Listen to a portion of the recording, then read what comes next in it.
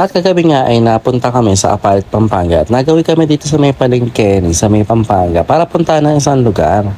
At dahil madilim nga ay medyo nalito kami sa may kalsada pero sa may palengke lang ito ng Apalit at sigurado ako magigasin na kung saan kami pupunta ngayon. At kaya kami napunta dito ay pumunta kami sa may Heart and Soulmate ex Mengay Vlog kung saan pumunta kami sa may sangyupan na pag-aari ni Mengay. Kaya sa mga taga-Apalit, Pampanga at gusto makita si Mengay Vlog, even mga taga-Bulacan, ay pumunta na kayo dito sa may palengke ni napakadaling hanapin at sa may paikot lamang ng palengke na yun, makikita nyo na ang Heart and Soulmate ex Mengay Vlog. Murang-mura lang sa Samjay na sa halagang 249 ay may unlimited sanggip ka na at unlimited chicken wings at pwede ka pang mag-add-ons depende sa kung ano gusto mong i-add sa sanggip mo.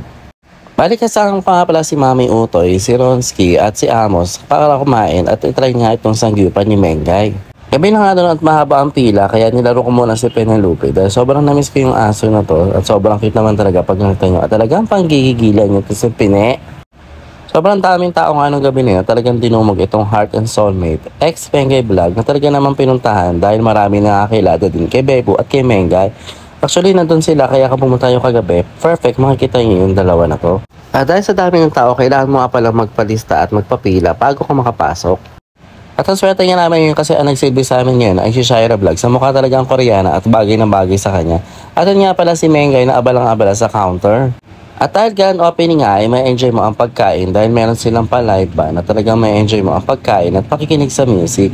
Ayun nga pala si Angeline Mapagmahal at si Mengay na abalang-abala pero still pretty pa rin kahit mukhang pagod na sila noong araw na yun.